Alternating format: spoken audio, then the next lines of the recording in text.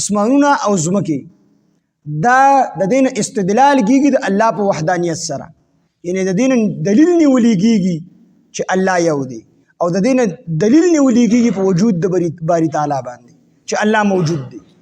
دا دومره ځمکې او اسمانونه پیدا کړل دي، نو د دې څوک پیدا کوونکی شته دی؟ امام ابو حنیفه رحمه الله سره دهریو مناظره وه. دهریو دا کمیونست چې ورته وي، د دې عقیده ده چې دا هر څه زمانه چلی، به دا هر څه په خپله باندې چلیږي. انسان په خپله پیدا کیږي، اسمانونه ځمکې په خپله پیدا شوي دي، واړه په خپله پیدا کیږي، په خپله مړه کیږي، بس زمانه پې تېرېږي مړه کیږي. دغې دا عقیده ده.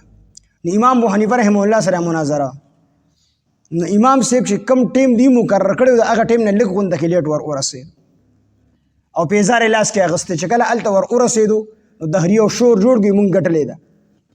امام صاحب د خپلو اصولو خلاف ورزي وکړله، چې کوم ځای او کوم ټیم مقرر هغې له امام صاحب رانغی، دې کې امام صاحب ورننوت، پیزار یې لاس کې. دهریو وویل بس تا خو ګټلې ده، تا بایللې ده، مونږ ګټلې ده. کوم ټیم چې مونږ مقرر کړی ته ول راونه رسېدې، هغه ورته زما خبرې ته غوږ کېدی که نه، عذر خو به زما قبول کړې، خو زما زه د خپل عذر پیش کوم چې زه څه وجې نه لیټ شوم. نو که زما دا عذر ستاسو په نیز باندې قبول نو قبول یې کوئ، او که ستاسو په نیز باندې قبول نه نو مې قبلوئ. هغې وایي ښه عذر دی. وایي څه عذر دی؟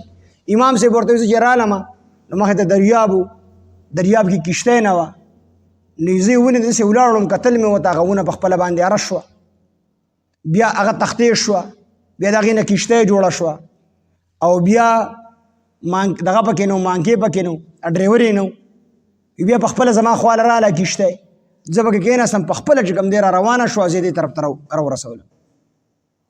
نو دا دومره کارونه چې کېدو خامخا پکې وخت لګېدو، د دې وجې نه زه لیټ شوم. نو خلکو وی هغه دهریه و، دا د منلو خبره ده.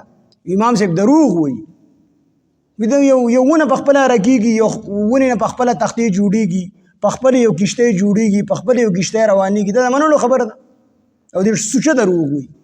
امام صاحب ورته دا خبره نه منې، نه هغه وینه.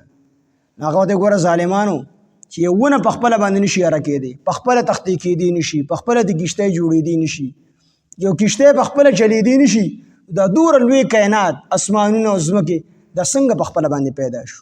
چې یو کشتی په خپله نشي جوړېدلی، د دې به خامخا جوړونکي وي. نو دا ځمکه او اسمان بغیر د الله نه چې کوم دی بل چا نه دي پیدا کړی، د دې خامخا پیدا کوونکي شته دي، ټول مسلمانان شو. نو دا ځمکې او اسمانونه دا دلیل دی د الله د وجود، چې الله جل جلاله موجود.